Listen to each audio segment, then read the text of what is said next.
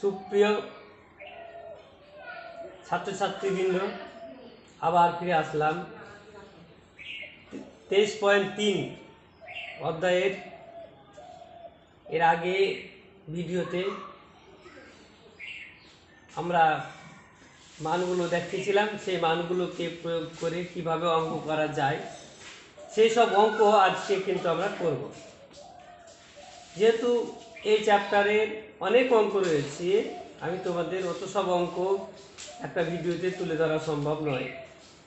কিছু অঙ্ক তোমাদের দেখাতে চাই যে কীভাবে মানগুলো প্রয়োগ করে আমরা অঙ্কগুলো করতে পারি। তো তোমরা যদি লক্ষ্য করো তো দেখবে যে প্রথমে কিছু কথার অঙ্ক রয়েছে। সুতরাং কথার অঙ্কগুলো করার জন্য আগে ছবি আঁকতে হবে।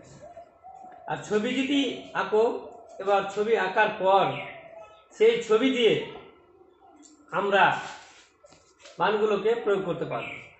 তাহলে দেখো, প্রথমে কিন্তু 4টা অঙ্ক রয়েছে, আর সেই 4টা অঙ্কের আমি তোমাদের একটা করে দেখাই। তাহলে আমি ধরুন 3 নম্বর অঙ্কটা করছি। সমকোণ এবিসি সমকোণী ত্রিভুজ বি কোণ সমকোণ অর্থাৎ 90 ডিগ্রি, কমা এ কোণ 30 ডিগ্রি, এসি 20 সেমি, বিসি এবং এবি বাহুদ্বয়ের দৈর্ঘ্য হিসাব করি। তাহলে আমরা এখানে দেখতে পাচ্ছি একটা কোণের দুটো কোণের মান দেওয়া হয়েছে, একটা বাহুর দৈর্ঘ্য দেওয়া আছে, অপর দুটি বাহুর দৈর্ঘ্য কি তা জানতে চাওয়া হয়েছে। তাহলে এই মানগুলো প্রয়োগ করে কিভাবে আমরা এই সব সমাধান করি তা তোমাদের দেখাই। প্রথমে আগে আমরা একটা চিত্র অঙ্কন করব। তাহলে আগে একটা সমকোণী ত্রিভুজ বলেছে, সমকোণী ত্রিভুজ আছে। সমকোণী ত্রিভুজ, সমকোণী ত্রিভুজের নাম কি? এবিসি, আর বি কোণটা হচ্ছে 90 ডিগ্রি। তাহলে এটা হচ্ছে বি 90 ডিগ্রি। তারপরে এ বি সি, তার মানে এ সি। এবার যেটা কথা বলেছে যে এসি 20 সেমি, তার মানে অতিভুজ 20 সেমি। তারপরে যেটা আরো যেটা জানতে চেয়েছে সেটা হলো বিসি আর এবির দৈর্ঘ্য। আর একটা কোণের মান দেওয়া আছে, সে কোণের মান হচ্ছে এ কোণ, এ কোণ 30 ডিগ্রি।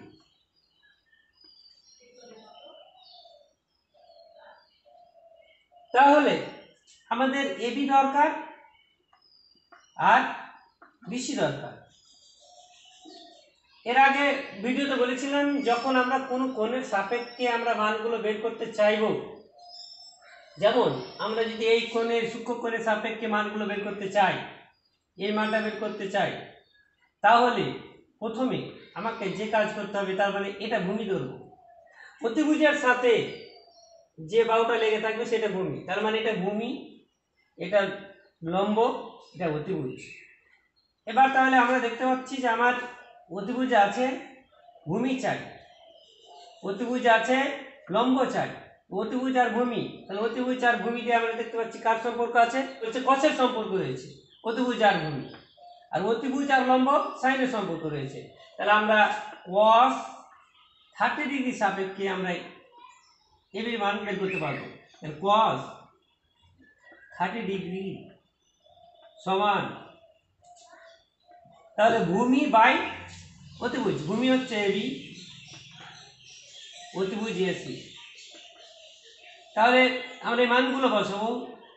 cos 30 ডিগ্রি মান কত? এই জন্য আমরা এর আগে মানটা দেখিয়েছিলাম। cos 30 ডিগ্রি মান √3/2। আর এবি মান আমরা জানি না, আর এসির মান জানি 20। তাহলে আমরা কোনাকুনি গুণ করবো, এটার সাথে এটা 2ab সমান 20√3। এ বি সমান 20√3/2 কাটছে 10, তাহলে 10√3 সেমি। তাহলে আমরা একটা উত্তর পেলাম এবির মান, এবির মান 10√3। এবার পরের যেটা অংশ বিসি, বিসির মান বের করতে যদি চাই সেম, অর্থাৎ শুধু কসের পরিবর্তে যদি আমরা সাইন লিখি তাহলে বিসির মান বেরিয়ে যাবে। তাহলে আমরা বিসির মান বের করব, আমি এটা বুঝিয়ে দিলাম। তাহলে চলে যাচ্ছি বিসি মান বের করার জন্য, অর্থাৎ সাইন 30°। সাইন 30° সমান, তাহলে আমরা জানি লম্ব বাই অতিভুজ। লম্বটা হচ্ছে বিসি, অতিভুজ হচ্ছে এসি। সাইন 30 মান জানি 1/2, আর এসি বিসি মান আমরা জানি না। বিসির মান বিসি থাকলো, এসির মান হচ্ছে তোমার 20 সেমি। তাহলে আমরা কোনে গুণ করব, অর্থাৎ 2BC সমান 20 সেমি। তাহলে আমরা এই দুইটাকে ওপারে নিয়ে গেলাম, 20/2, অর্থাৎ বিসি সমান 10 সেমি। তাহলে এইভাবে বাকি অঙ্কগুলো তোমাদের করতে হবে। হতে পারে কখন দুটোর মান দেওয়া থাকতে পারে, তখন কোণের মান চাইতে পারে, বা কোণের মান দিয়ে তোমাদের এভাবে বাহুগুলির মান জানতে চাই। তাহলে আমরা চলে যাবো 5-এর অঙ্ক। 5-এর অঙ্ক তোমরা দেখবে যে 5-এর 9টা অঙ্ক রয়েছে। 5-এর যেহেতু 9টা অঙ্ক রয়েছে, আমি তোমাদের এখান থেকে একটা অঙ্ক করি, তাহলে সবচেয়ে বড় অঙ্কটা তোমাদের করে দেখাই। ধরো 8 নম্বর অঙ্কটা তোমাদের করে দেখাচ্ছি। এখানে যে 5-এর 8 নম্বর অঙ্কটা রয়েছে সেই অঙ্কটা তোমাদের দেখাই। তাহলে আমি আগে 8 নম্বর অঙ্কটা টুকে ওই যে সব মানগুলো আছে, যারা এই ভিডিও প্রথম দেখছো তাদের বলি এর আগের ভিডিওটা তোমাদের দেখা প্রয়োজন। কেননা আমরা যে অঙ্কগুলো করছি সেই অঙ্কগুলো করার জন্য যে সব মানগুলো ব্যবহার আমরা করব, সেই সব মানগুলো কিন্তু এর আগের ভিডিওতে দেখিয়েছি যে কীভাবে এই মানগুলো মনে রাখা যায় সহজ পদ্ধতিতে।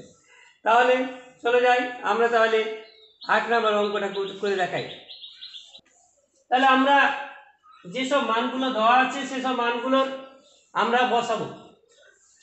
tan 60° মান জানি √3, tan 31 জানি 1/√3 প্লাস tan 60 মান সেম, এর আগে লিখেছি √3, এটা 1/√3।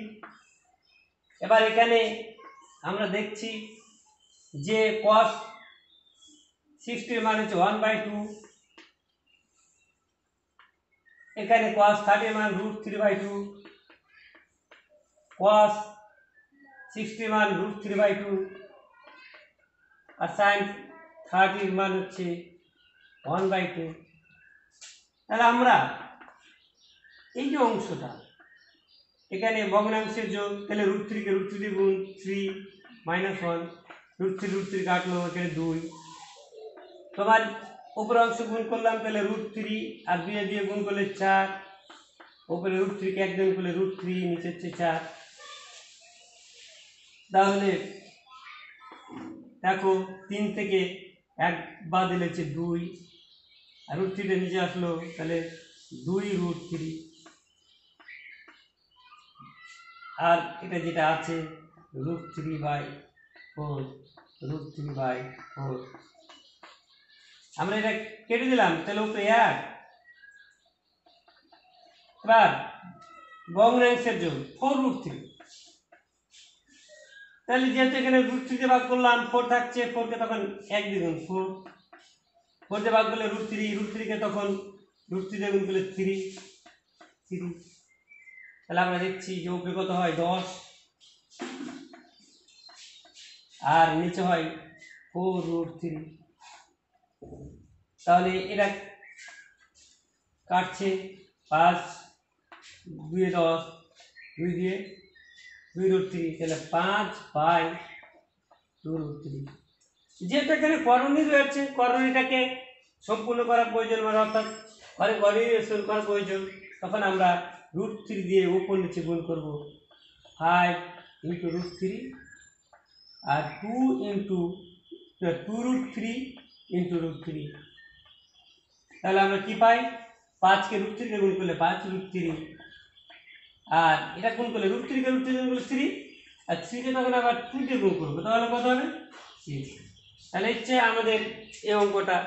তাহলে আমরা এরকম যদি আরও অঙ্ক দেখি, এরকম আরও 8টা অঙ্ক রয়েছে, তোমরা এই পদ্ধতিতে 8টা অঙ্ক করতে পারবে। সুতরাং তোমাদের যদি আরও আবার কোনো প্রয়োজন থাকে তাহলে কমেন্টের মাধ্যমে জানাবে, আমরা অবশ্যই পরবর্তীতে একটা ভিডিও করে তার সমাধান করা হবে। তাহলে কথা হচ্ছে, এবার যদি আমরা পরের অংশে যাই, তাহলে পরের অংশে দেখতে পাবো সেই সব অঙ্কগুলো। তো পরের অংশে আমরা যাব 6.12 অঙ্কে।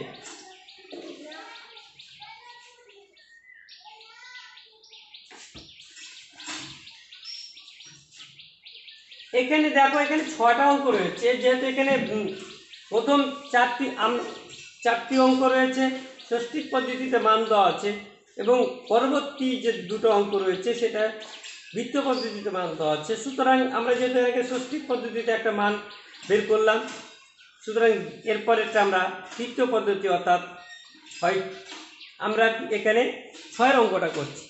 তাহলে এখানে দেখাতে বলেছে, মানে 2টো পার্ট, একটা প্রথম পক্ষের সাথে দ্বিতীয় পক্ষ, বাম পক্ষের সাথে ডান পক্ষ আমরা সমান করে দেখাবো। তাহলে প্রথম যে অঙ্কটা রয়েছে সেই অঙ্কটা আমরা কি হচ্ছে 6 নম্বর অঙ্কটা আমি তোমাদের দেখাতে চাইছি। একে দেখো, তাহলে আমরা